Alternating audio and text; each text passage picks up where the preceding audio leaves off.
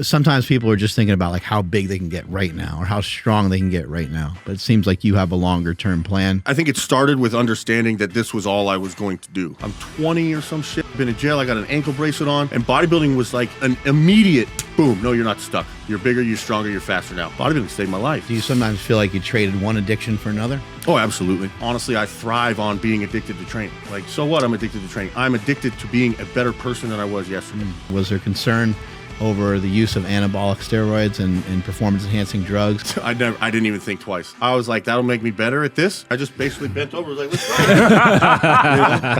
it. I will definitely agree. You know, there's an argument to be made that anabolic steroids are addictive. Yes. It doesn't seem to have the same negative impact as the drugs that you did before. Yeah, it's not going to make your teeth fall out as fast as meth. I've told some of my clients, they're like, oh my God, you're going to go to the doctor and get your blood work done while you're on steroids? Like, they're going to know. I'm like, well, yeah. Every day, the first thing I think about is what I'm going to eat. The last thing I think about is what I'm going to eat tomorrow. Please let's not do a post down with Doug, because that would be disgusting. Doug, I got too much hair. I wanted to tell you something. Make sure you stay on the microphone there. Okay. It's going to be really important. People hear your lovely voice. Oh, yeah. There we go. I used to be 300 pounds myself, and I wanted you to know I'm here for you. Okay. Thank you. And we can help you push through this. It's not going to be a problem. It's not going to be as hard as you think it is. I'm so thankful. I was worried. You probably feel great. Yeah. My I've been waist, 300 pounds for like 4 or 5 years, but it's a different 300 pounds every year. it's unbelievable, 300 pounds. Any idea of like waist measurement? Like, if you have any clue, or what's your pants size or something? Yeah, like like when I bought a suit when we got married. It was like a 38, and that's pretty. I felt like I was pretty fat when we got married, so I like to keep it lower than that if I can. But 38, 36, Bo, and being 300 pounds, pretty reasonable. I think. You want to make it match your leg. If your waist can be as big as your quad, then you're good. That's one of those that's not in Arnold's book. Oh, my God. You know, and Arnold has that book. Your neck, your biceps, and your calves are supposed to be the same. Well, your waist and your quad is also supposed to be the same. Yo, am I tripping, or does like Doug seem like a healthy 300 though? Because like you're walking around 300, but like you don't see your blood pressure necessarily. You know what I mean? No, real talk. Like, You're less do any- purpley than 300 pounders. Yeah, man. So like, what are you doing? Well, I think one of the things is I'm a little taller and bigger framed, so I think my body can handle it a little bit more healthily than some of the other guys. Like, but there has like I said, it's a progression. Like I was 300 pounds in 2020, and then I got up to like usually I'll get up and I'll touch like 310 or something, and then it's like I can't tie my shoes, so let's take it down a little bit. But every time I've hit this number, it's been a better composition of that number, and I just. You know, I mean, I take inspiration from guys like you that are still running and moving. And it's like, I can't run that, like, surely, like I said, I could take like 10 steps or something, but that wouldn't be a great idea. It really wouldn't. But I walk as fast as I can, you know, and I make sure that I break a sweat and get my heart rate up above 160 while I'm doing cardio. Like, nice. I feel like that stuff is really important, you know? And it's almost like as a bodybuilder, you want to see, I mean, some guys just, I want to get as big as I can, or how much muscle can I hold? But to me, there's kind of some other requirements to a healthy body holding that kind of weight, and those kind of things I pay attention to as much as I can. I mean, I'm not a portrait of health by American, you know, AMA standards or whatever, but who wants to be that anyway? But you know, I really try to stay like that. So thank you. I'm glad it's noticeable that I'm not breathing super heavy and stuff like that. I think you know, it's sometimes people are just thinking about like how big they can get right now or how strong they can get right now. But it seems like you have a longer term plan. Was that something that was taught to you by, you know, somebody at Gold's or a mentor? Did they say, look, man, this whole process, because you seem to have been very patient from the time I've known you, even though you might not feel like you're patient. It looks like you've kind of signed up for this, and you're like, I understand this is going to take a while. Yeah, I mean, I think it started with understanding that this was all I was going to do. Like that was the first understanding. It was like, okay, I love this more than anything, and this is what my life's going to be about. And so it never felt like patience, because I always had these lofty goals and aspirations for what I'm trying to do. So I was always, everything's been full bore, 100%, pretty much every day. So you tell me that's patient, and I'm like, no way. But I look at it more as it's perseverant. Like you push, okay, that doesn't work, change direction. Okay, that doesn't work, change direction. Okay, we need something else, add this. And so over time, I've kind of developed this system or this method that, it's taken a lot of time to develop. Kind of like we were talking about yesterday with how long did it take you to, paint that painting? A lifetime. You know, how long did it take you to do any? We're talking about local artist David Garibaldi. When I asked him, he did some paintings of me, and I asked him how long it took him, and he paused for a moment, and then he kind of mentioned, like, you know, it took him 3-4 minutes, right? Yeah. But it took him a lifetime, and then kind of same thing with building a body or building a really strong squat, any of these things, or building a skill set in jiu-jitsu. Absolutely. Like, how long did it take you to tap the guy out? Well, mine only took a minute, but then it also probably took you like 10, 15 years if it was a black belt that you tapped out. Mm-hmm. Well, and that, you know, back to what you asked, like that's kind of one of the things that's happened to me is my goals in this have evolved so much that they're not even the same anymore. Like initially my goal was really, I wanted, you know, to come on Storm and be like, you know, all the other bodybuilders, move all the way up, go to the Olympia, win the Olympia, be in the magazines. And now as it's gone on, and I've realized it's more about how far can you take your body and how well can you manipulate your body and how well can you know your body, and now how well can you communicate that to other people and how well can you help other people know their body. So it's like the goals have changed, the direction has changed so many times. I just knew right away that this is where I wanted to be in this space.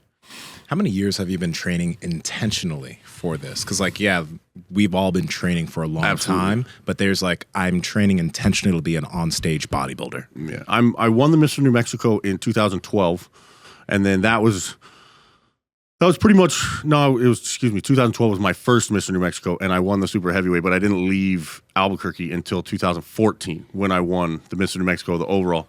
And so that was like, once I won that show and decided to move to California in 2015, that was when it was like, okay, this is what I'm going to do. And so then it became, you know, then you start the process of switching from, okay, I go to the gym every day to, okay, it's my job to live this way every day, you know, and it's more of like, this is work now. So you can't look at it as leisure. You don't skip it when you want to. You don't diet only when you want to. It's like, okay, now you've decided to make this a profession, live like that. And so that's kind of what I've always done. So what's that, 2015? 8 years. We'll say it took a year to adjust to that. And then I'm sure there was some bumps in the road. I'm sure. Yeah, there definitely was some bumps in the road along the way. But yeah, we'll say 7-8 years, all in. And you're, at least from what I remember, you were pretty early, like an early riser. Do you still do that? Do you still get to the gym super early, or do you get more sleep nowadays? No, it's actually gotten worse. Since COVID, it's gotten worse. It's like, I mean, I had to find another gym to go to because Gold's Gym won't open early enough. So I have a 5 a.m. client, and usually I go and do cardio at 4 before that and then get to work. So, you know, yeah, like I'm a 3 a.m. to 7:30 p.m. guy. People always wonder why I don't text them back in the afternoon or the evening. It's like, well, because I went to bed by the time you finish dinner. So you're at bed at 7:30 to 8 p.m.? Yeah, 8 p.m. That's goal, is 8 p.m. usually. I love it. That's Nothing awesome. good happens when it's dark outside. Yes. Yeah, that's true. And how do you know this, Doug? How much time do we have? Yeah, what was it like being on that show? Forgive me, I forget the name of Soft White Underbelly? Soft White Underbelly. There you go. Mark is just such an interesting guy. I've known him outside of his podcast. I didn't even really understand. I didn't know. You know, people just say, "Oh yeah, that's a YouTuber. That's that. He's got a podcast." But I didn't really pay attention to what it was. A crazy podcast. Oh amazing. Man, yeah. But he's been around the gym every morning for as long as I can remember. T.R. Goodman trains him every morning with James Pressfield, or Stephen Pressfield, excuse me. They train together every morning. He's a real nice guy. And one day we just asked, but it was awesome. He's an extremely professional guy, and he has a really interesting method, which. That's one of my favorite things about this as a whole is just getting with other people that have a method of producing a product, you know, art, information, whatever, and then being a part of that and being able to be like either the medium or, you know, in a photo shoot, I look at myself, I'm the medium, you're the painter. You know, I'm basically the paint. That's cool. You do what you want. But in this case, it's just like you have a way of presenting this information. Well, let's do it. And it was such a cool just partnership or collaboration. And I really enjoyed it a lot. I think it's amazing that he's given a voice to people that probably haven't been heard from before. A lot of these people are people that have been addicted to drugs. A lot of these people have been homeless. And you've been in those situations. We've talked about that on this show in the past as well. Yeah, I think what it does is it really humanizes it. Because a lot of times people who either are in denial and feel like they don't have any of the problems that his guests do, or, you know, they're just not as much of a presence in their life, or it's been far enough removed that they're able to think that they're better than or not experiencing it so much. It humanizes it. It's like, oh man, I was almost like that guy, or oh, I do remember feeling that way, or I do remember going through something like that. And that kind of connection, that's the human experience as a whole. I mean, that's what we're looking for is a way to relate and understand and empathize with each other. How are you able to talk about those situations like so directly without much emotion attached to it? Does it seem like it was a lifetime ago, or was it like kind of so painful that you detached yourself from it in some way? Because you were just talking about these horrific things that sort of happened, or these maybe not even horrific, but these circumstances that you were in, where it didn't seem like you had a lot of parental guidance and stuff at all times and so forth. And you just talked about it very candidly without a lot of emotion. I was like, man, that's really a brave motherfucker right there, being able to talk that way. Yeah. But what do you think allows you to? I mean, I feel like that's very, it's interesting for me to hear that feedback from myself. Cause really I look at it as part of my coming to terms with it and overcoming it was just accepting that it's just what happened. And in accepting that, you know, I feel like before you're able to be honest and open with anybody else, you have to be open and honest with yourself. And that's something I still struggle with in a lot of ways. You know, it sounded like you weren't a victim, is what I was picking up. It sounded I definitely like you were wasn't like, okay, this happened, that happened, this person treated me that way, that person treated me that way, but this is still ultimately on me. Absolutely. I feel like we are, and that's a big part of it is accepting that gives you the power to change it. Like if you're sitting there and you're thinking, well, all this shit happened to me and I didn't have any control over it and there's nothing I could have done about it and I wasn't wrong, I was just beat up and how could this happen to me? Well, then logically, you're obviously not going to feel like you have any power to change it. You're just going to continue to be the victim because it's so much bigger than you that it puts you down. Mm-hmm. But as soon as you tell yourself, well, if I hadn't done this and I wouldn't have done this, I wouldn't be in this situation. Well, then you can not do that and not do this and not be in that situation anymore. Mm-hmm. But that's the only way you're going to get there, is to accept that whatever happened in my life is my responsibility. You know, and of course, there's other people you can blame, and sure, you have to learn those lessons so you can learn a little bit about how you guard yourself from predatory people or people are going to take advantage of you. But fact of the matter is, you know, they took advantage of you, but you also got taken advantage of, you know, and that's your fault. It's you got taken advantage of. I mean, even if that means, well, that person was smarter than you and they got one up on you, well, couldn't have fixed it at that very moment, but in the future you can be smarter, and you're probably smarter because of that thing actually happening to you, and so you can change it in the future. But yeah, that's how I got there, just accepting that it was my fault. You know, for those that don't know or they didn't watch the interview, you don't need to go through your whole childhood, but what are some things that happened? And did you get to a certain age and then you just felt in control, or did you always feel in control? I never. I half the time I feel like I have to convince myself I'm in control every day. Sometimes, in a lot of ways, you have to wake up and remind yourself that, you know, you have control of this, and your outlook on your day really affects the outcome of your day, and your mindset really affects your position and all that stuff. I feel like I have to. I mean, not to say that like every day I woke up with a blank canvas and I'm, you got to restart, but it definitely helps to renew your commitment to where you're going and renew your commitment to where you are. Mm-hmm. Some of the things that I went through, like, you know, we'll put it all in a nutshell. There was a lot of drugs, got kicked out of the Army prematurely at a young age. I joined the Army at like 17 and a half. Wow. And then I was out by 19, I believe. And then once I came back from that, I just, the best way to put it is I struggled to find my way. I struggled real hard to find out where I was going in life and who I was really. Mm-hmm. And through that struggle, there was some time in jail, some time on probation. And then after I finished all that and escaped Albuquerque, New Mexico, I came to LA but yeah, it's not as though the struggles have ever really stopped. They've gotten a lot better. I don't struggle with drugs anymore, thank God, or I've finished those kind of things, but the renewing my mind and, you have to remember that you're in control a lot of times. Mm-hmm. I think you have to, it's really empowering to be like, no, this is you, man. Step up to the plate and handle your business for the day. You got into drugs at a pretty young age from what I remember. Yeah, that was probably one of the first things I got into was drugs. How old were you? I started smoking pot early in high school, and in New Mexico, drugs are pretty rampant. If you've ever seen Breaking Bad, it's accurate. Like that's not it's fictional, but it's not a tall tale. That's how it is. And so, I had a job. I remember I had a job at Arby's as a sophomore in high school, and that was where I first found methamphetamine from the cook. And so I remember going to school as a junior in high school, all tweaked out on meth, trying to go to football practice after.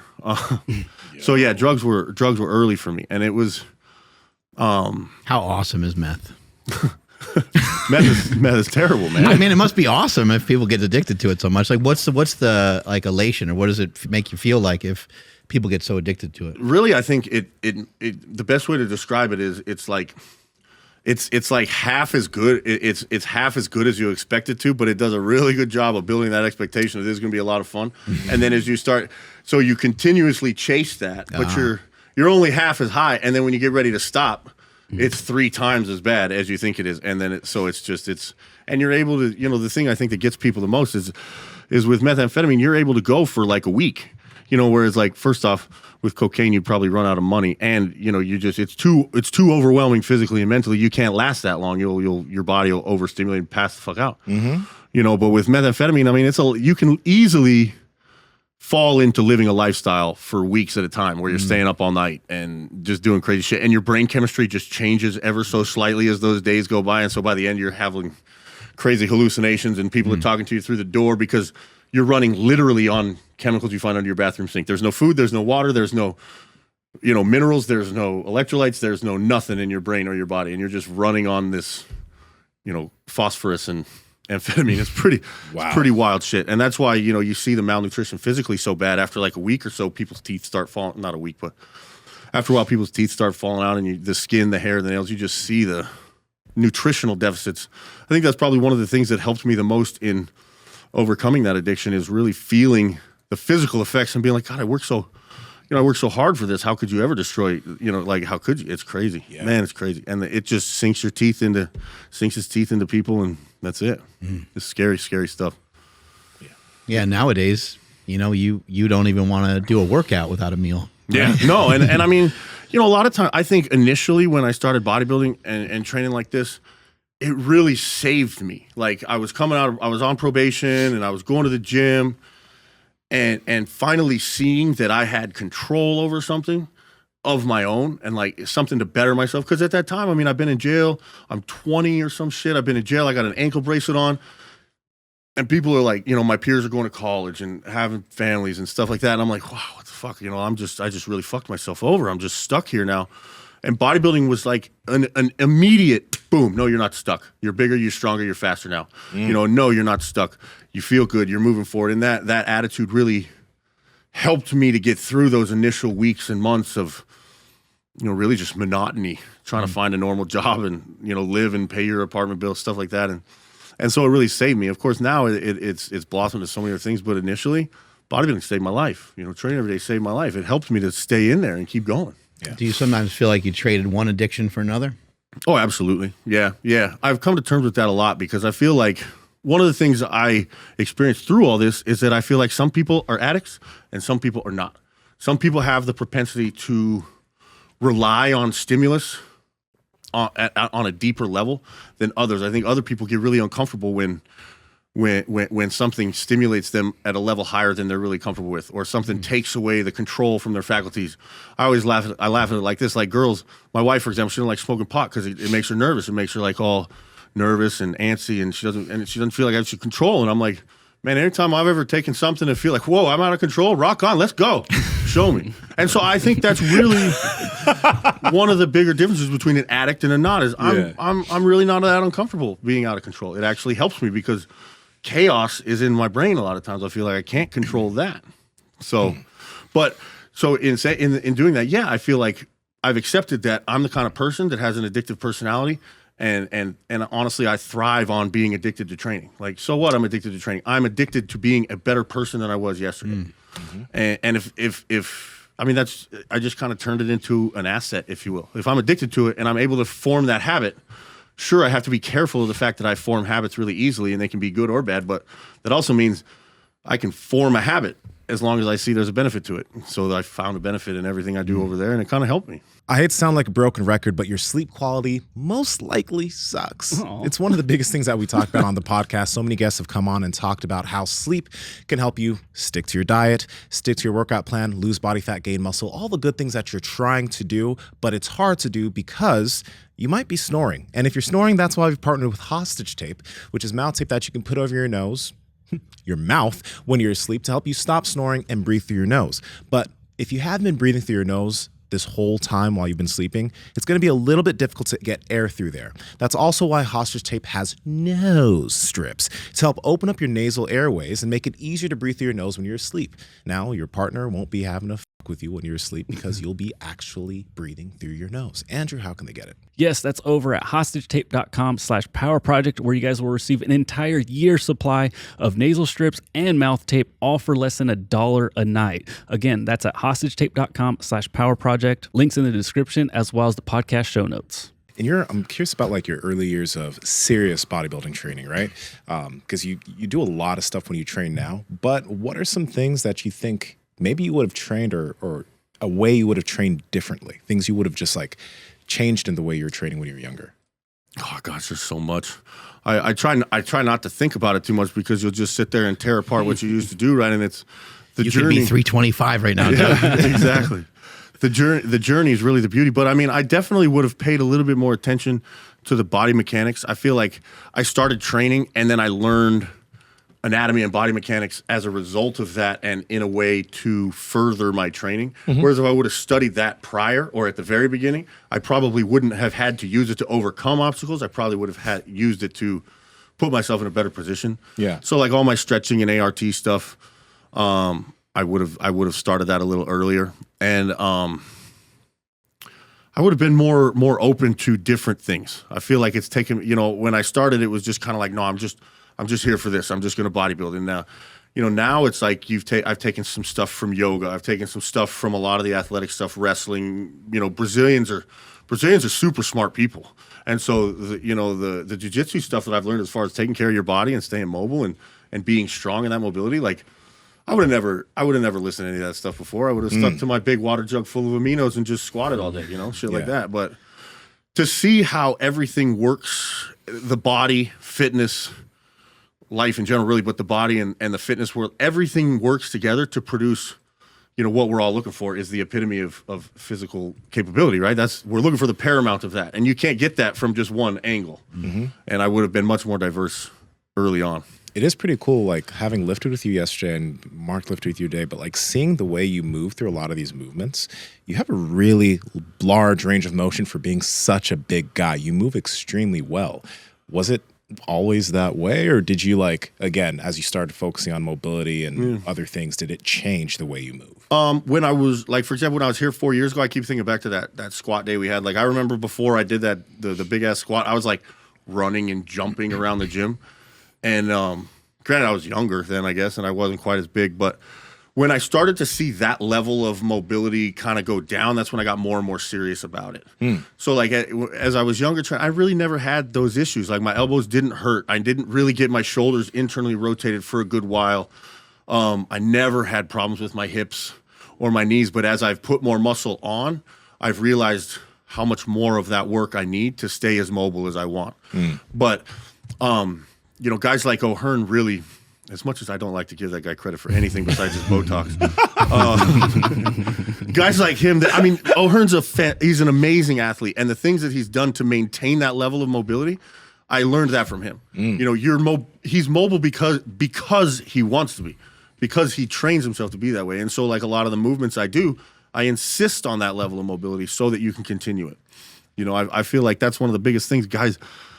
I know some guys that can't get their arms on the bar to squat. And I'm like, well, and I know powerlifters sometimes have a reason for that tension and strength in their stuff, but I'm sorry, man, you got to be able to put the hands on the bar when you're squatting. If you're calling yourself an athlete, I just believe that. I really do.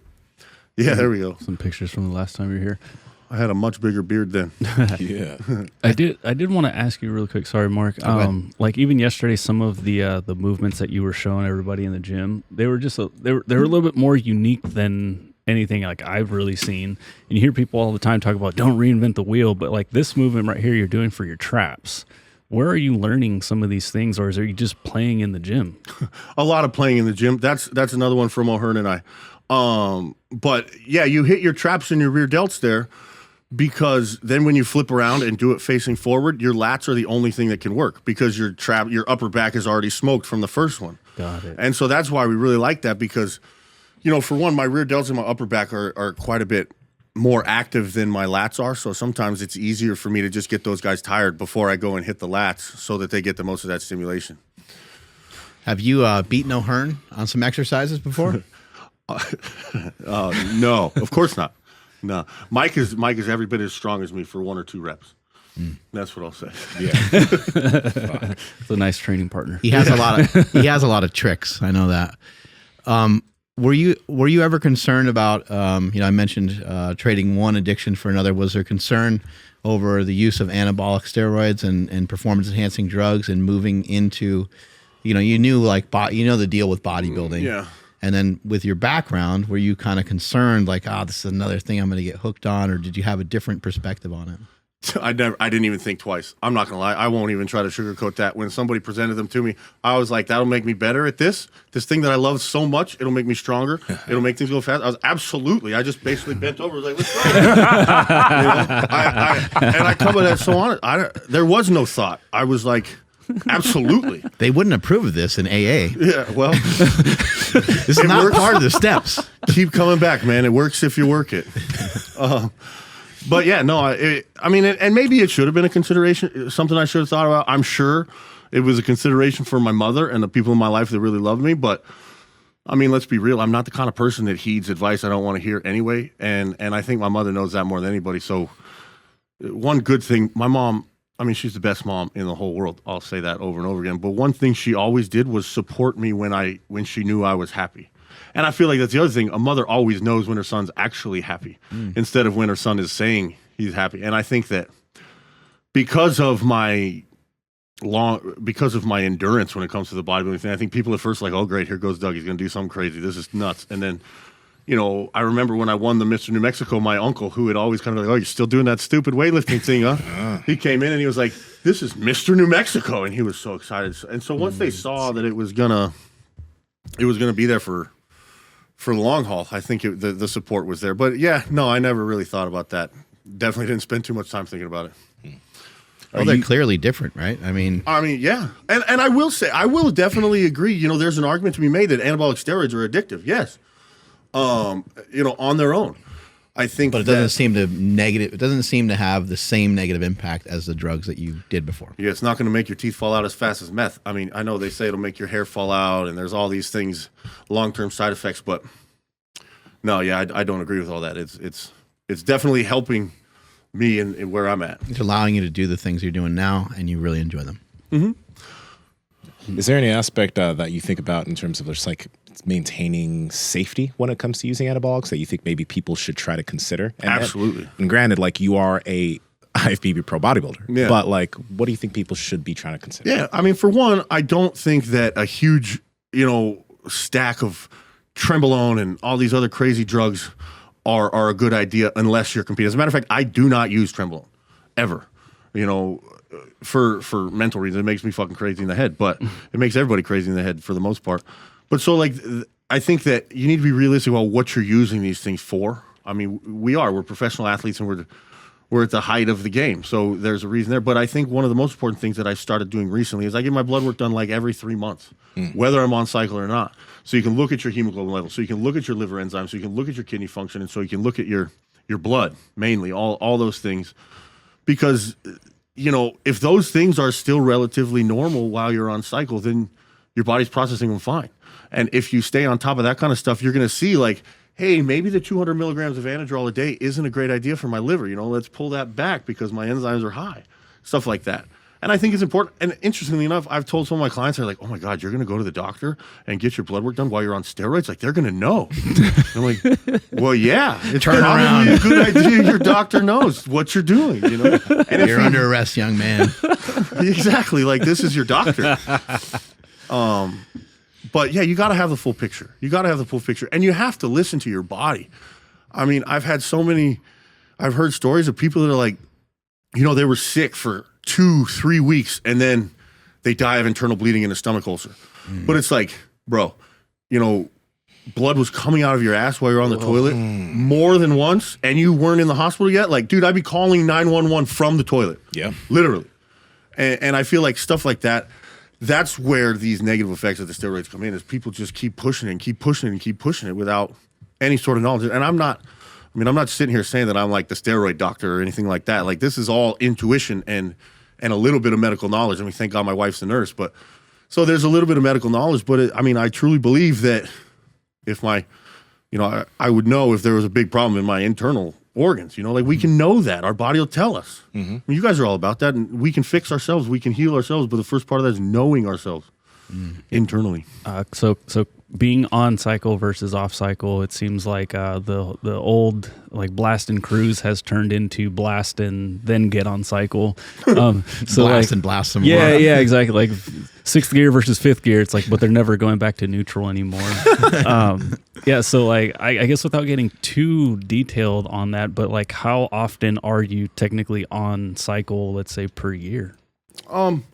I would probably say twice per year. I like to, if I can, like I just took 8 weeks off, and I think it's good to do that at least once a year as a competitive bodybuilder, twice if possible. The more rest I think is obviously going to be better. And that's where I think the biggest addictive property of the steroids comes in, is we don't want to stop. You're feeling good, you're making gains, you're going forward. And when you say as a bodybuilder, when you say, okay, I'm coming off cycle, you're also kind of saying like, well, I don't have a goal right now, so I'm just going to kind of hang out. And that's where the addiction comes from, is when I wake up, I love to wake up and be like, okay, I got this, and this to do because of this goal way out in the future. So in that way, but it's better to have a little bit of those rest periods. I don't really think the blast and cruise or the on cycle, off cycle thing, especially with TRT being such a big thing now, like guys are going to take 250 milligrams a week, probably no matter what of test, but giving your body the rest from all those other things, that's where I think the most important part, back to the livers, kidneys, blood pressure, and hemoglobin, stuff like that. Has any of your blood markers ever come up like with a red flag and you have to address something in a certain way? I've been pretty lucky not to. The one that gets a little high for me is the liver enzymes, and we'll do like a glutathione push and some SAMe pretty heavily. The glutathione we get intravenously and just hit it in, and that really helps a lot. But that's pretty much the only one that's gotten big on me. I've been blessed. One of the last times I had blood work while I was on cycle, the doctor was like, "How long have you been running gear?" And I was like, "This long." And he was like, "Well, your body's handling it really well." And I was like, "Good. That's what I want to hear. That's the exact thing I want to hear." Yeah, there's the genetic side to being able to accept some of these performance enhancing drugs as well, right? I believe so. Yeah, because it definitely affects everybody differently.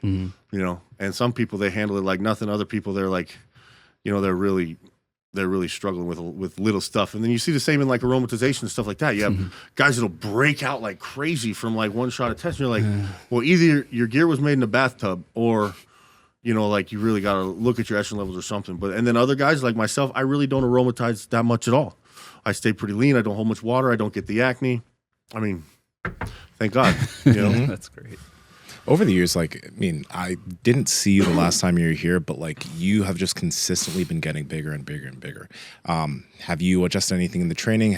Because people would always they're gonna put it towards PEDs, but has anything in terms of training or PEDs changed at all to help you make more progress? Or so much.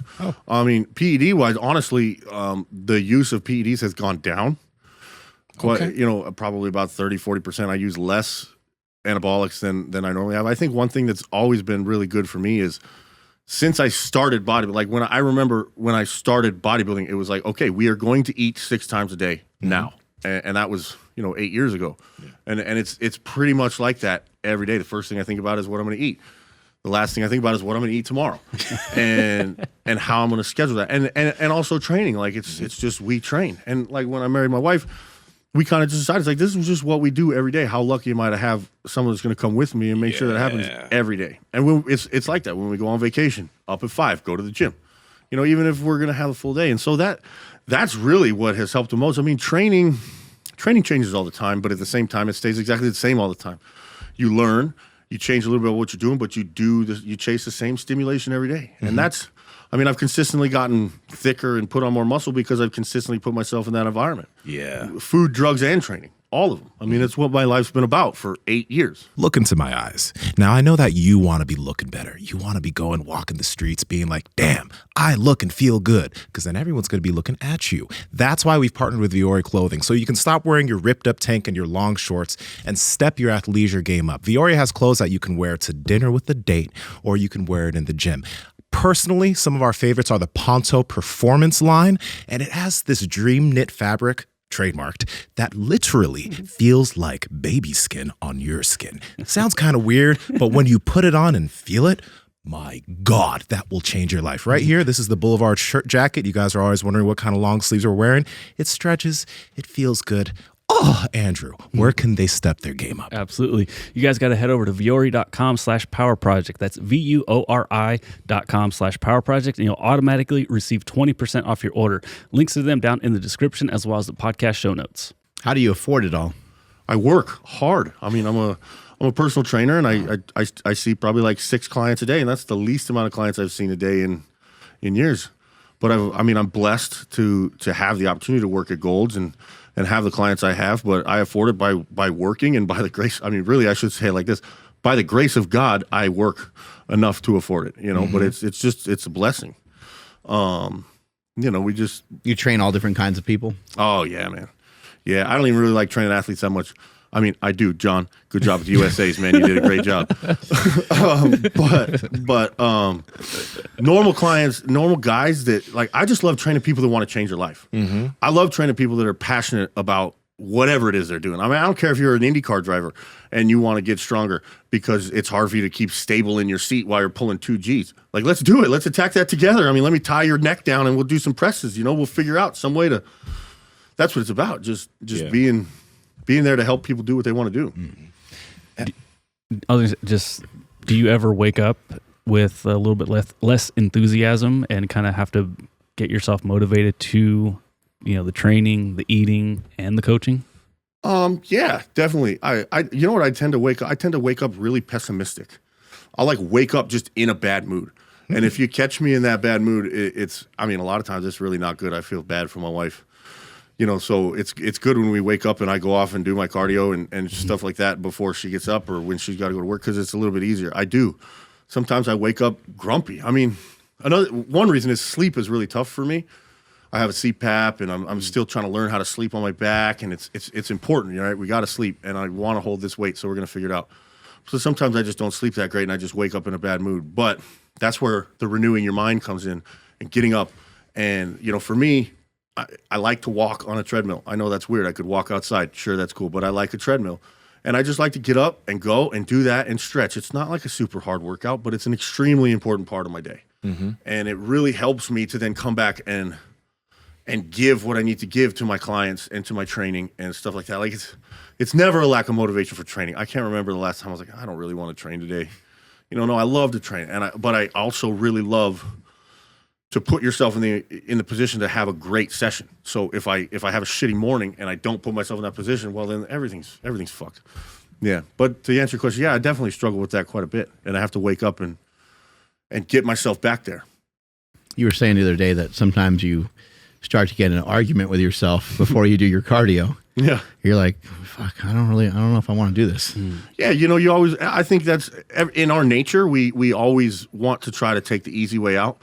And just part of training your mind to not do that is it starts in those little basic things. Like even we were talking before about the cold shower, and it's like, you know, you turn on that water and you could turn it on a lot hotter and nobody would ever know, you know, or like the treadmill, the same thing. Like no matter how many times I get on this treadmill, I don't get off early, but I talk about it with myself every time.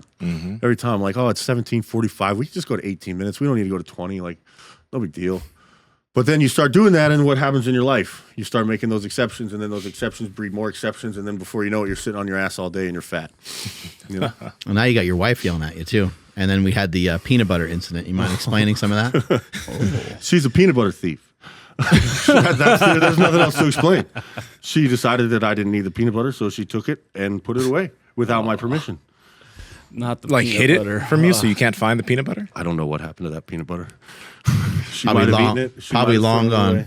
It is long gone. It was years ago, but I What, still haven't forgotten it. Were you like binging on peanut butter or something? I mean, I like a spoonful or 4 of peanut butter. Who sometimes. doesn't? Yeah, who doesn't exactly? I mean, she did good. She did say that you had a ladle.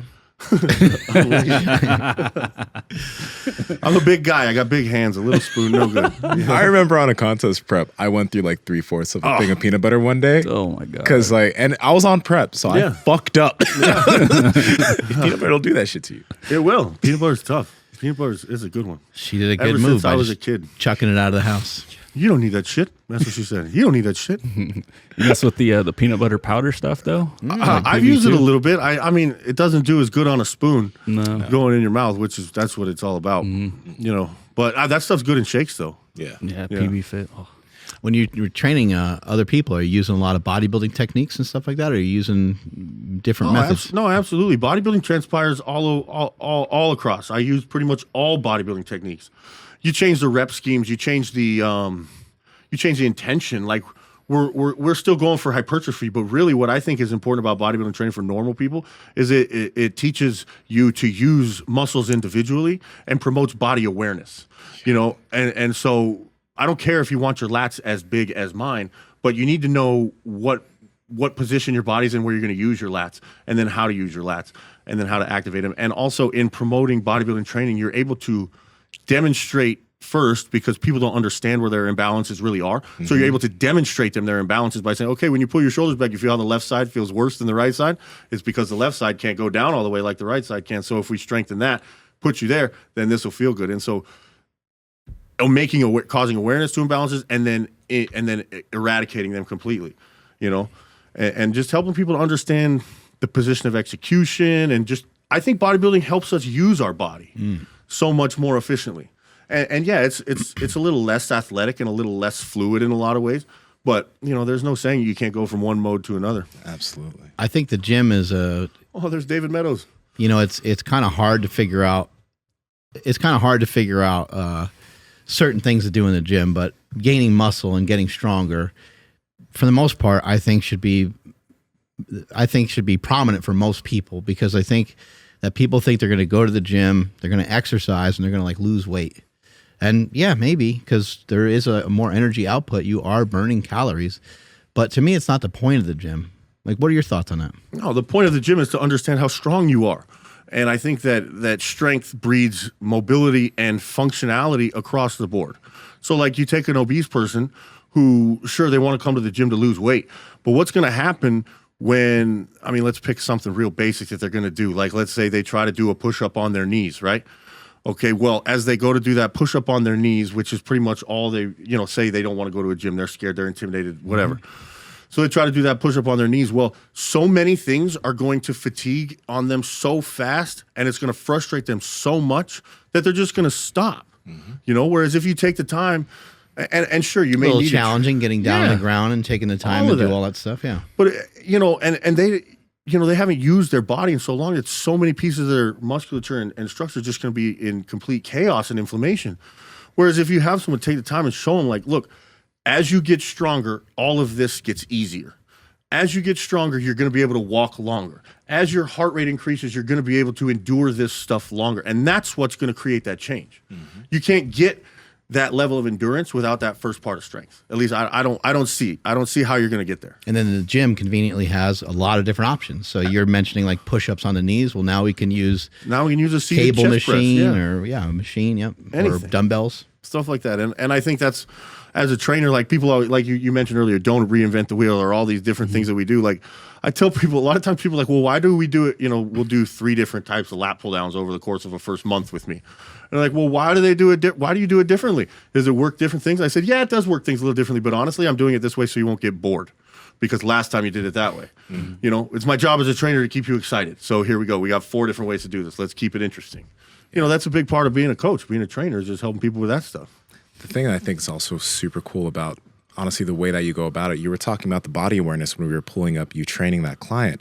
But for example, yesterday, we were doing a shrug type movement, whereas when somebody looks at it, they're going to think you're shrugging. But you instructed, keep the shoulders down, pull the elbows up. You're going to feel that in your rear delts. I've never done that movement before. But with the superset we were doing with like the plate loaded front raise and that movement, I was really feeling that shrug-looking movement in the rear delt. And the thing that I think is so frustrating is that was extremely effective, and we had the awareness to feel it. But a lot of coaches are going to look at that and say, that's not optimal. You're too much trap involvement and too much this involvement. But when you actually do it with you feel it. Yeah. So it like your ability to, I guess, have that body awareness and feel those things, it's something I think more people should try to take advantage of. I agree. I mean, a lot of times I ask, like clients, they'll be doing something. They're like, "Am I doing this right?" And my first question is, "You tell me. Where do you feel it?" Yeah, you know, and a lot that's where that awareness comes from. You know, you have to feel that. I think a lot of coaches who don't have the level, like a lot of experience necessarily, or purely textbook. Yeah, they're just like, "Well, that's not right," because you know exactly like you said. It's like, well, when's the last time you picked up some 50s and did it? Like, let's go train. You know, come on, feel it. And I can honestly say there's not a single thing that I'll ask a client to do or tell a client to do that I haven't done myself. You know, like, so, and a lot of times one of the things I'm most proud of is I'm like, okay, like around rep 5 or 7, you're going to start feeling it here. And then around rep number 11, when you're going to get really tired, your chest is going to roll forward and your shoulders are done. That's how you know you're done with your set. Yeah. And they're like, you know, I'm proud of myself because I can be like, I did that yesterday. That's exactly how I felt. You know, and if you feel it that way, that means you probably held the position as good as you can. Stuff like that. How do you help people with their diet? Because that seems to be a real tough one. Man, diet is so simple, right? Unless you're a competitive body and you're in a bodybuilding contest prep or something where you have to be 0% body fat. Unless you're really at the top level, dieting is so simple. Eat frequently, lower the calories, and just keep going, right? And so that's basically, my diets are very simple for my lifestyle clients. And I try to make it as easy as possible. Now, granted, I'm a bodybuilder, so a lot of times when people are like, well, I just didn't like that, I'm like, I'm sorry, you should eat it anyway.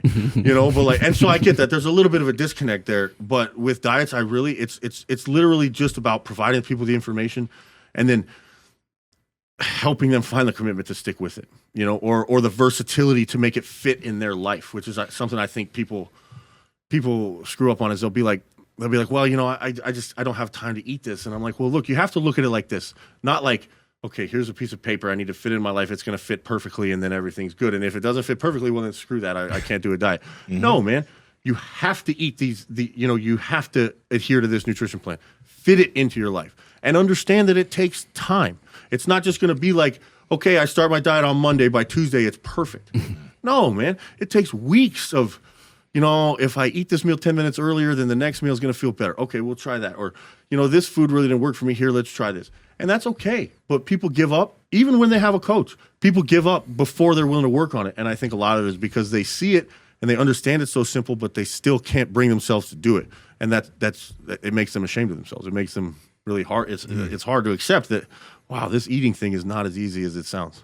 Have you found that frequent meals kind of help because it helps kind of push off hunger when somebody has 4, 5, 6 meals? I encourage all my clients to eat like at least 4 times a day. I think it's important. I know that there's a lot of research talking about fasting and stuff like that, but I think that in my experience, the most effective way to change one's body is to manipulate the metabolism to process more food and to turn yourself a little bit more anabolic, a little bit more higher functioning. And the only way you're going to do that is by frequently eating so that your body's used to processing that food. Be able to process more food, and not less food. Not less food. No, we starve ourselves. We starve ourselves all the time. And I look at our body more as a performance machine. Like I use the analogy to a race car all the time. It's like, well, are you gonna really minimize the amount of fuel that you can give your race car and then expect it to run the best time for the longest time every time? No, you have to fuel the machine to work. And the more efficiently that machine can process fuel, the more output it's going to have. And so that's really the way I look at dieting. And so, yeah, like most of the time, people be like, wow, you gave me all this food and it seemed like so much food, but I've been eating it for 3 weeks and I lost 5 pounds. And I'm like, imagine that. You know, imagine that. Your body is running more efficiently. It got rid of all of the extra stuff it's carrying around because it doesn't know when it's going to get food again. And you're maybe not as stressed. You know, if you fast, which I'm a proponent, I like fasting. I like a lot of different methods. But if you fast and you're not really used to it, and you had a rough work day and this went wrong and that went wrong, the stress that might have on you might cause you to overeat or might cause you to end up binging on something. Yeah. that extra hunger through a hard day is gonna, you get home, you're just gonna, or just the impact of those stresses that you had are worse. absolutely. They're worse than normal.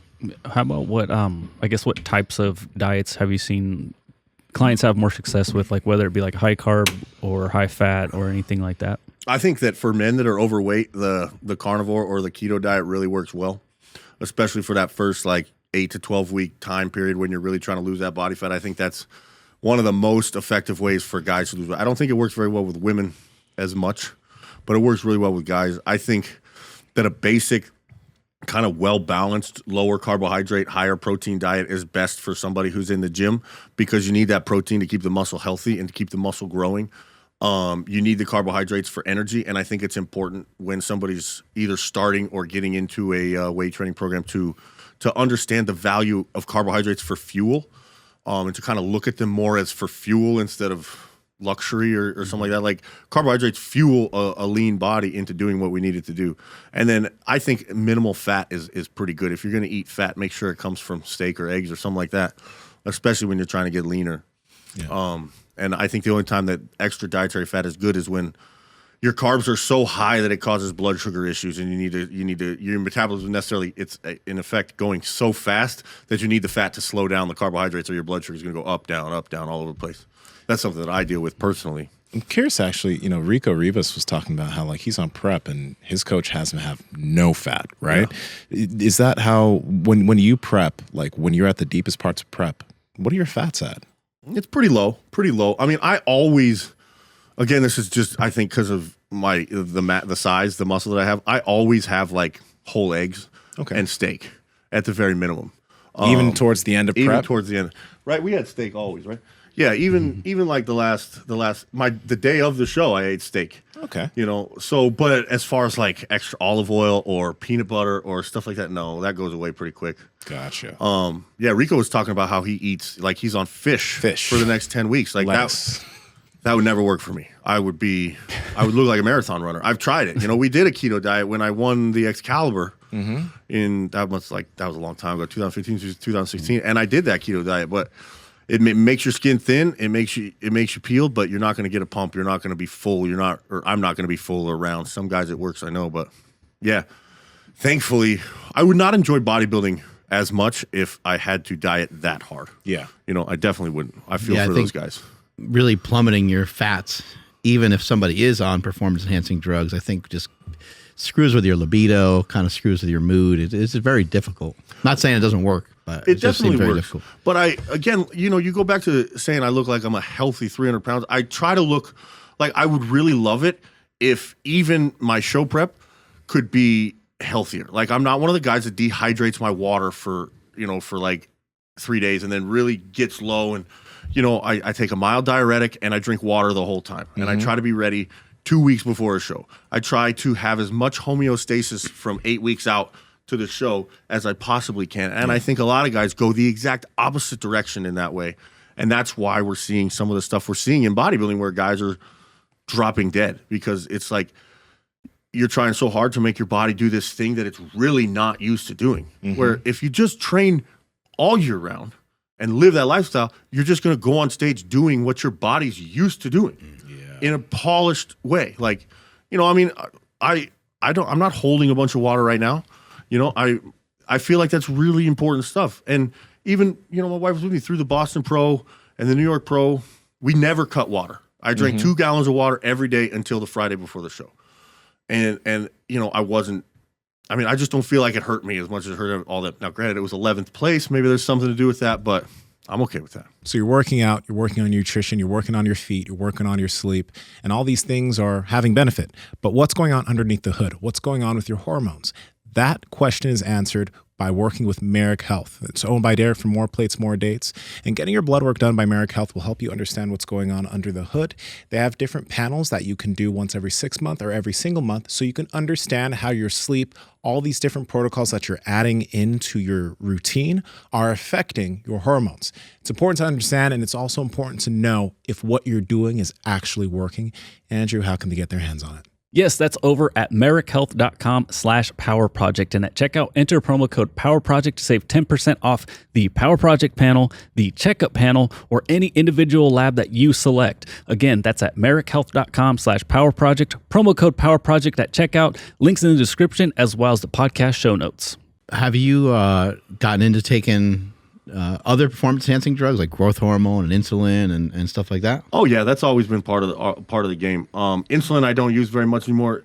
It doesn't seem to do what I had hoped it would do for me. So my coach and I, we worked with it a little bit. That was one of those things that's funny. I think guys, as our development grows, it's like that next big thing that you've never tried. You're like, oh, that's gonna be it, man. Once I start that's gonna just put me over the edge. And so there was that with me for growth hormone, where I was like, once I can be on growth hormone consistently, then I'll be like the pros, then I'll that's what their secret is. It's not. But I mean, and insulin was the same thing, it's like, oh man, if I could figure out how to use insulin the way that Kai and Ronnie used insulin, then that would put me there. It's not. But yeah, I think we all go through those things. So insulin I don't use very much. I think growth hormone probably is one of the reasons that I'm a little bit healthier than a lot of the other guys, is because I've used it so consistently. I feel like it helps with recovery and regeneration so much. And there's, it's not just for getting huge. I mean, growth hormone rebuilds the cells of our body. And I think that's really an important thing. And if there's a negative side to it, it's just, my understanding is it might mess with your blood sugar just a bit, right? It messes with your blood sugar. And I think in higher doses, it can cause some problems. Like, if you're taking a bottle a day of Serostim or something like that, yeah, of course you're going to see the growth through the midsection and maybe the forehead grows a little bit. Yeah, turn it looking like Cro-Magnon. But the blood sugar was one of the things that I think is the one that you have to watch out for the most. And it's not anything that's going to like cause an issue at the moment, but over time, that would be something that you wouldn't want to have happen, because it can make you kind of register as almost like pre-diabetic. Yeah, pretty much. Yeah. I really dig kind of like how you're talking about this, because like you've been extremely consistent with everything over a long time. And I think it's normal to want to hear what's the thing that's going to allow the grass to be greener. 500 milligrams of this. Like what's the dosage? What's the drug? What is it? And it's like you keep just saying, I'm consistent with my food, my sleep, and my training. And I've been that way for a long fucking time. Mm-hmm. Of course, with some PEDs, but it's not like there's magic to the PEDs that you're using. No, and I truly believed that for a good long time, that there was magic to the PEDs. I truly did. And I like to say, God rest his soul. I'm sorry that this is what he's a good example of, but I like to say that we've all tried to be Boston Lloyd at one time, and I've told my clients this too. I said, look, dude, I've taken 2 grams of test a week. Like I've done those things. There is no benefit. It is a point of diminishing returns. And I think everybody needs to find that level for themselves. And there is an optimal level of everything. Like that's why blood work's so important. Even with protein, right? Even with protein. You have 200 grams of protein. It's usually pretty good for most people, but do you need 500 grams? Like definitely not. And everybody's different. That's why it's like those, oh, your body can process 52.4 grams of protein per hour. That's it. It's like, well, what about Thor? Thor's like 400 something pounds. You can't tell me that his body's needs and ability to process protein is different than mine. It must be. But yeah, with everything, it's versatility and consistency combined. Mm-hmm. Yeah. Do you currently like track macros or anything like that? I pay a guy to do that for me. Yeah, AJ does my diet, and I just follow it, adhere. I've never been a macros guy. Like the guy I coached for the USA's, he did his entire prep on tracking his macros, and that's cool. But for me, I feel much better and I function much better if I have a certain list of foods I'm supposed to eat, and that's what I eat every day. Yeah. It just makes it easier for me. I get home, I pack the food the day it was. It's like I come home with empty Tupperwares. I put exactly what was in those Tupperwares back in those Tupperwares, put them in the fridge. That's it. So your coach gives you more like a meal plan. Yeah, he gives me a full meal plan. These are the 6 meals you're going to have every day with your post-workout shake and so on. Absolutely, yeah. And that's really the way I like it. And people ask me about calories, and I'm like, well, I hope he did that. If he didn't, that's fine. He's my coach. He's telling me what to eat. I don't really do that much. When I set up a client's diet, of course, that's when you do the math. You figure out how much protein they need, how many calories they need. But then still, I'd much rather give them a meal plan and say, follow that meal plan. Yeah, 8 ounces of this and so on. And then you see the ounces are either going up depending on the goal. If you're trying to bulk, the ounces are going higher. You go from half a cup of rice to a cup of rice. If you're trying to lean out, it just goes the opposite direction. Way.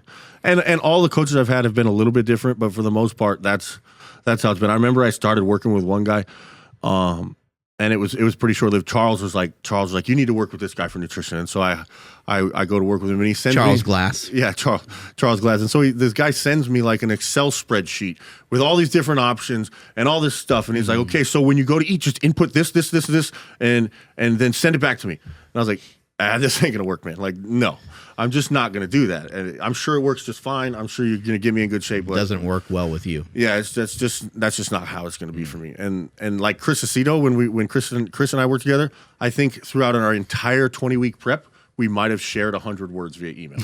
It was just like, here's your diet. Okay, good luck today. I would say that to him, not him to me. Chris don't care. Yeah.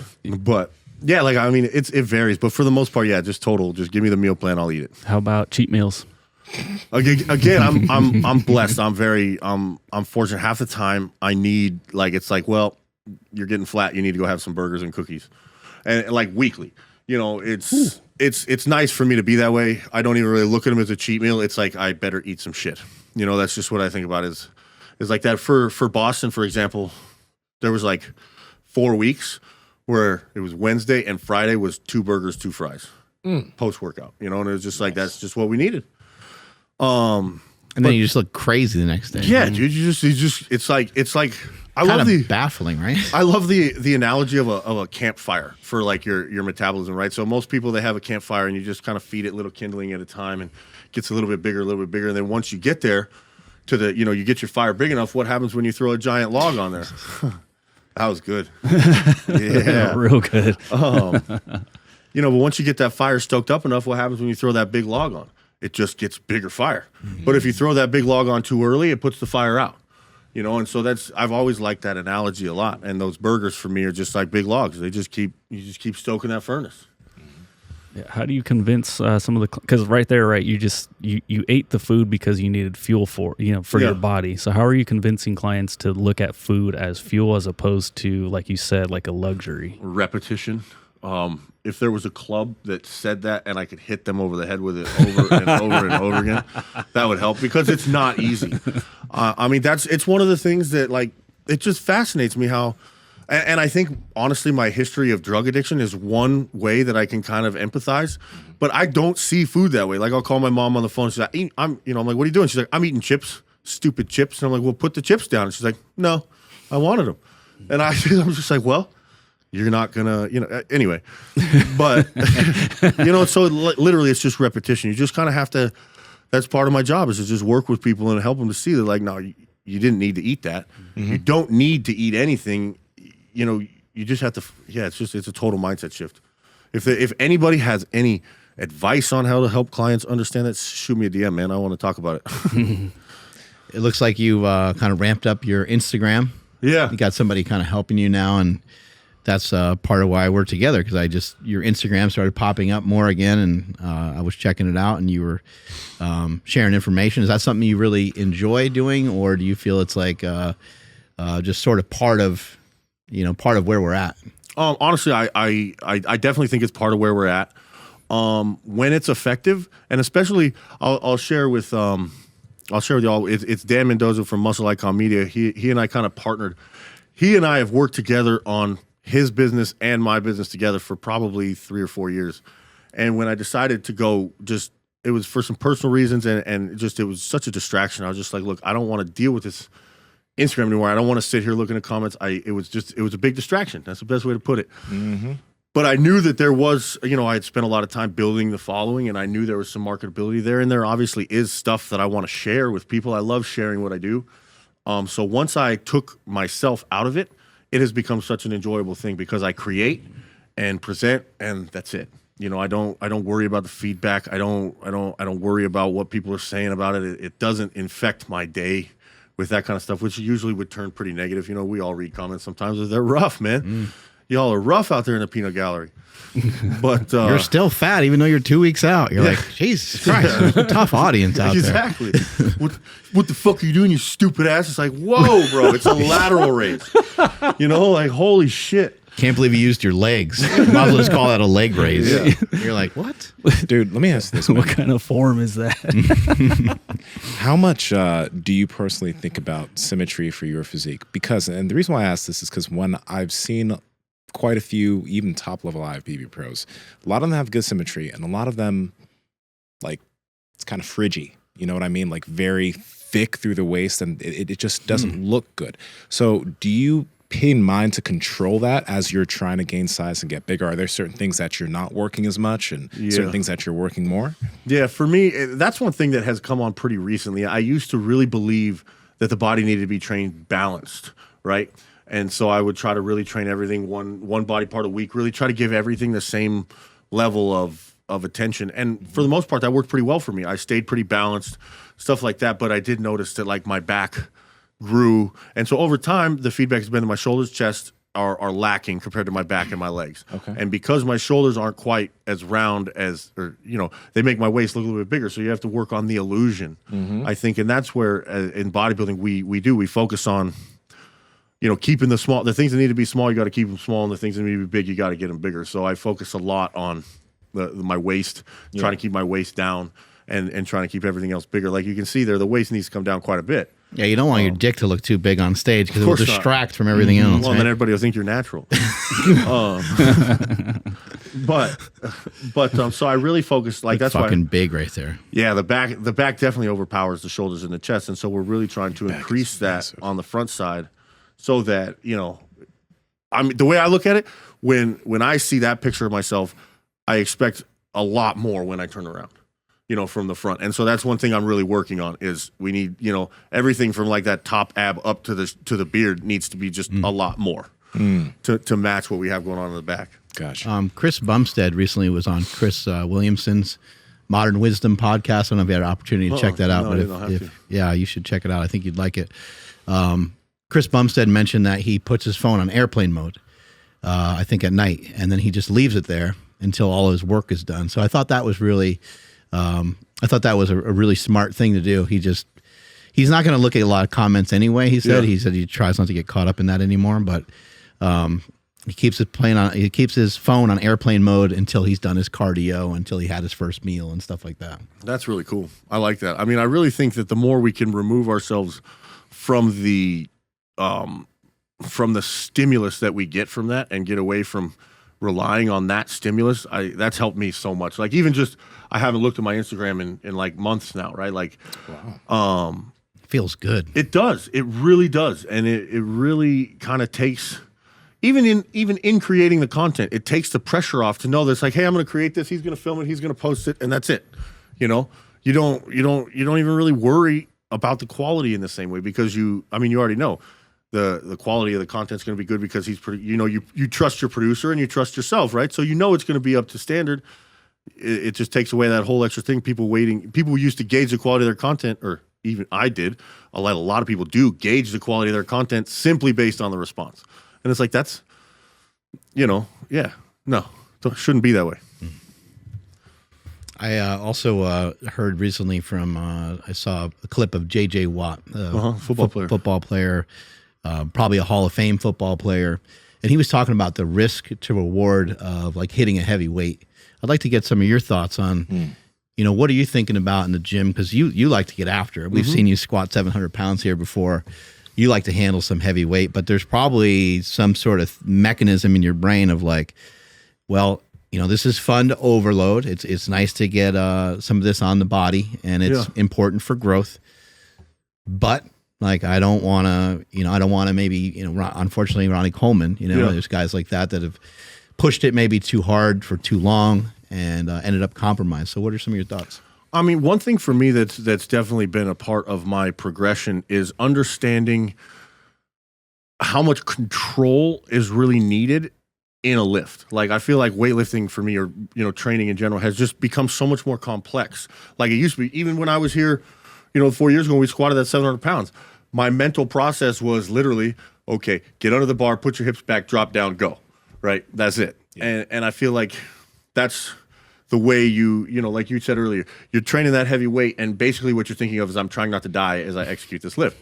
Right? And that's one, a lot of people lift that way and move that way a lot. But as I've trained more and more, Yeah, that's flawless technique that we're watching you squat this weight with, which is awesome. when was that? That was pretty recent. That's one of the heavier squats recently.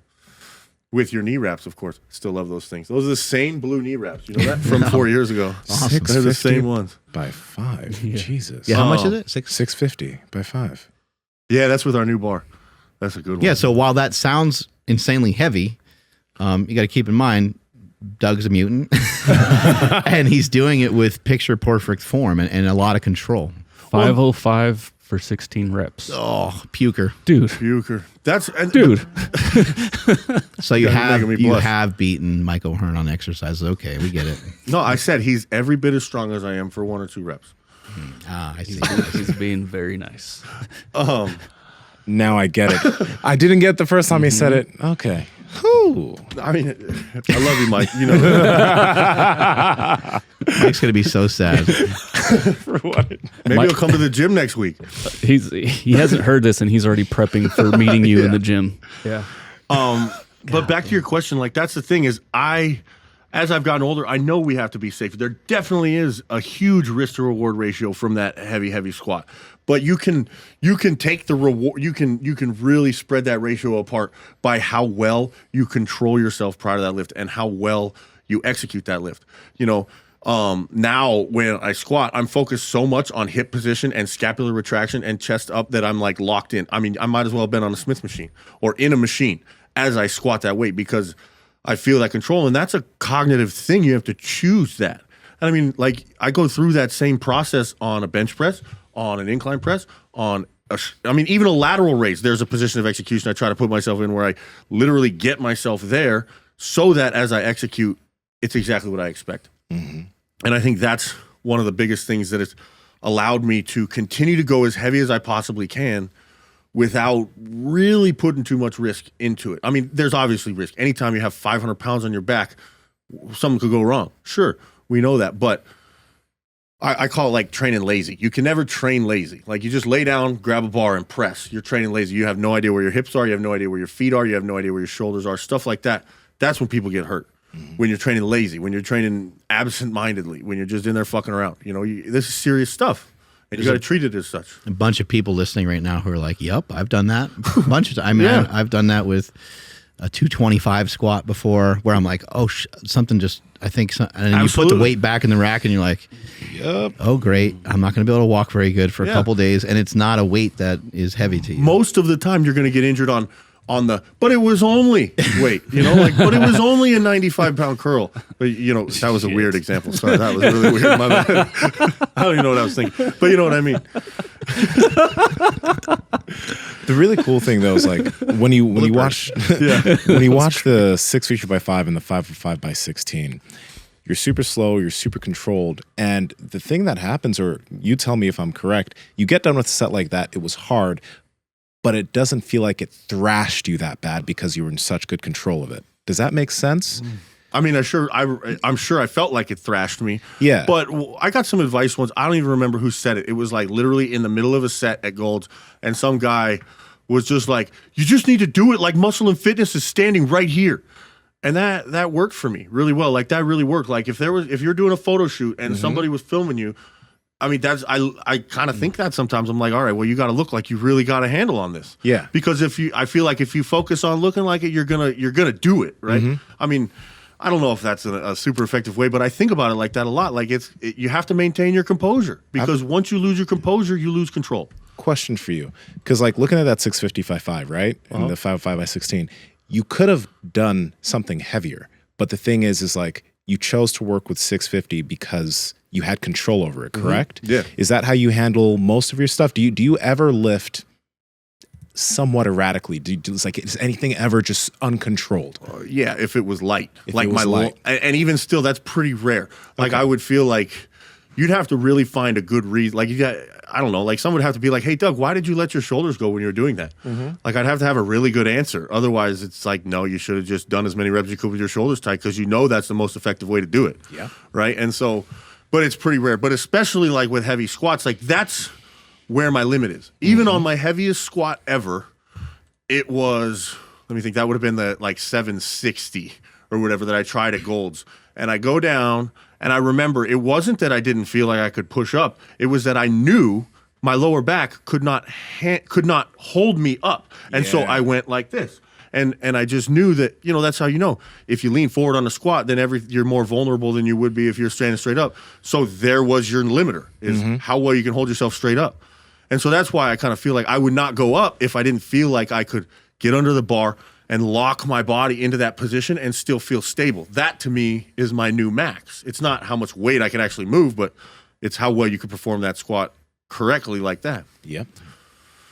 You know, a lot of people get into, like, you know, the form Nazis and stuff like that, and they're talking about, well, that form sucks. This, you know, but really, it seems to me it's much more about, you know, you perform the exercise correctly by bracing yourself correctly so that your body can work the way it was designed. And so, you know, like a squat can look perfect, but if the guy's shoulders are loose and it's not, you know, so it's all very individual. You're thinking about competing in Romania and Japan? Yeah, thinking about it's over. We're doing it.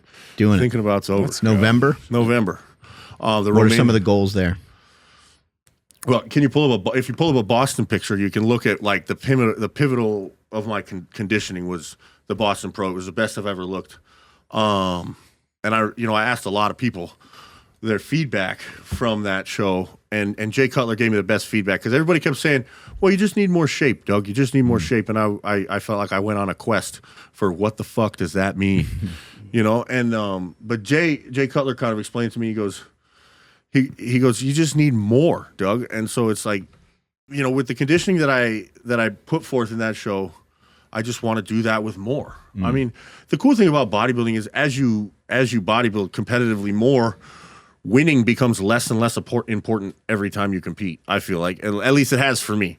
Because the goal shifts from a subjective placing that somebody else is going to give you to an achievement of a vision you have in your brain of what you want to look like. And that's really what I have now, is that vision in my brain of what I think my physique can actually be.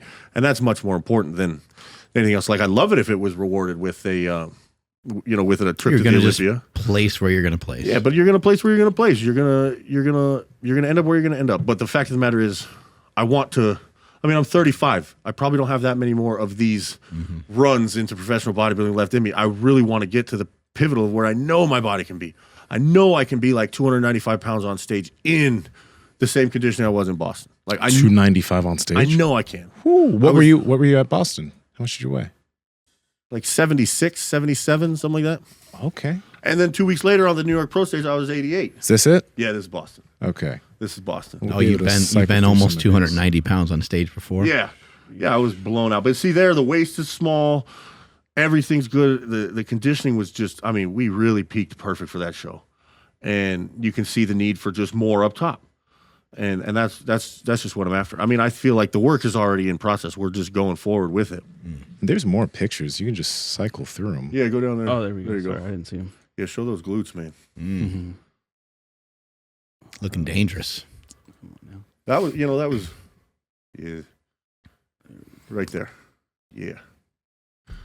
It's got to be kind of cool to be able to travel. Oh, damn, yeah. Striated glutes. Glutes there. That's what that's especially as my career has progressed. I remember watching these guys going from the Olympia to the Sharu Classic in India, over to Dubai, and then back to Europe, doing all these shows, doing all these expos, and I just remember wanting that life so bad.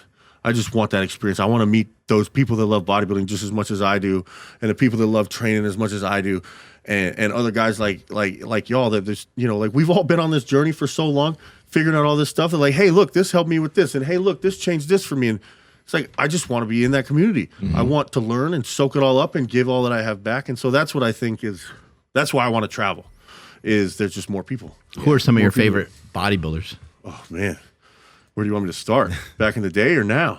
No, let's start back in the day. I mean, Charles. Charles has taught me everything he knows. I like to say it that way. Charles is big. Tom Platz is big. Lee Haney. Kai Green is a huge one for me. I love the way Kai really knows his body. And, I mean, that's a lot of training legs I've taken from Kai just because he trains his leg muscles individually, and he has that capability. And that's where I kind of saw that that's possible for people to do a hamstring curl with the same level of activation as a bicep curl. I mean, think about that's the way it should feel, right? And that's an achievement. I really like the guys from the 80s that were just starting to understand the intricacies of nutrition and the depth to which one could take conditioning. You know, of course, you had like guys like Gaspari who did it pretty healthily and pretty intelligently. And then you had guys like Munzer who killed themselves. You know, and you had both of those together, and it's just like, but that exploration. So all those pioneers are really near and dear to my heart, and that's one of the reasons I love training at Gold's. Is it's like, you know, I share the same space that those guys did, and I feel like I'm just on another part of that frontier doing that same thing. Any bodybuilders, you know, they're all my favorites. I mean, Gunther is another one. Gunther Schlierkamp is one that I recently sought out to sit down and have a conversation with, because he's a guy, first off, he's the only dude to ever beat Ronnie Coleman in a show. Like, he beat Ronnie Coleman the week after the Olympia. He's also the only other guy that's like 6'2". So we have a height comparison, and he was like 325, 330 pounds. Yeah, there's Gunther. Holy shit. On stage? Oh yeah, he was huge. He was huge. And Jay so that's Cutler, like, Jay Cutler beat Ronnie Coleman though too, right? did he? In Olympia, I think. I think at some point he caught him. At some point. But I know that Gunther's definitely one of the few guys that has beat Ronnie. And, Unbelievable. And I went to talk to him because he, you know, there's not many guys that are over 6 foot tall that have made it there. And I think that's, you know, you got to share that knowledge. So I really have a lot of respect for him. I think for bigger guys, like guys with my frame, bodybuilding becomes so much less of it becomes so much more of an endurance sport. Like a guy that's 5'5" can get his pro level physique and max out his physique in, let's be real, I don't know, we'll throw a number, 10 years, right? You can take yourself at 5'5" and be 240 pounds. And if you have the genetics, you're going to be on stage and your physique will be quote unquote finished, right? But for guys like me, I mean, this is like you said, 8-9 years in, and I feel like I'm 5 years away. Yeah. Maybe 10, you know? And so it's much more of, can he afford to keep going? Can his stomach keep up to keep eating? Can he maintain the mental discipline to actually live this life for 15 years? Wow. To make Ronnie look normal is something special. Yeah, Gunther was awesome. Gunther, I mean, he's and you know, another thing that's awesome about him is he's still in really good shape, moving around, training every day. Nice. Living a good life, you know? So that's a huge inspiration for me too. Where can people find you? Man, email, Instagram. Email's dougfruchey@gmail. Training inquiries, or you want to talk shop, swap up some ideas, that's cool. You can always find me on Instagram. Even though I don't look at it, I still get the messages and read them and pay attention to all that. It's just for all you haters that I stopped. No, just kidding. But yeah, Instagram and email is great. Definitely reach out and look forward to it, man. Strength is never weakness. Weakness is never strength. Catch you guys later. Bye. Boom. So I know you guys enjoyed this episode of Doug Fruchey, but how about learning from the Rhino, Stan Efferding, world's strongest bodybuilder? Here he talks about nutrition. It'll be fun. And then here he talks about getting big and nutrition. You have two amazing options. Which one are you going to pick? The world, Wim. Do you know how many licks it takes to get to the middle of a Tootsie Pop? 1. Oh, no, don't do that. 2.